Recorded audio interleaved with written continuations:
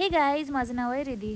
आज जरा काम होतं म्हणून बाहेर निघालो. पाऊस सुरूच आहे म्हणून स्कार्फ बांधला आणि बसनेच निघालो. आजचा दिवसही पावसातच सुरू झाला. बसमधून उतरल्यावर बघितलं तर पाऊस सुरूच. असं काय करू शकतो, पावसाळा सुरू आहे तर पाऊस येणार. घरी एक छोटासा जीव वाट बघत असतो ना, म्हणून आधी त्याचंच काम केलं.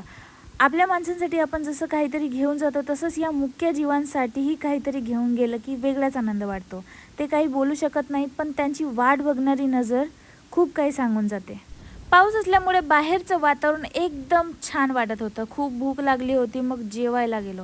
आज चिकन खायचं मन होतं म्हणून मस्त चिकन खाल्लं. पोटभर जेवण केलं आणि मग तिथून आम्ही निघालो. काही घाई नव्हती म्हणून निवांत जात होतो. पाऊस असल्यामुळे बाहेरचं वातावरण एकदम छान वाटत होतं आणि अशा वेळेत बाहेर फिरायला पण मस्त वाटतं, म्हणून जाता जाता बाहेरचा व्ह्यू कॅमेरामध्ये कॅप्चर केला. आणखी एक गोष्ट म्हणजे डॉक्टर बाबासाहेब आंबेडकर, त्यांचे विचार आजही आपल्याला बरोबरी शिक्षण आणि आत्मसन्मानाने जगायचा मार्ग दाखवतात. त्यानंतर मस्त गुपचूप खाल्ले आणि मग घरी जायसाठी निघालो.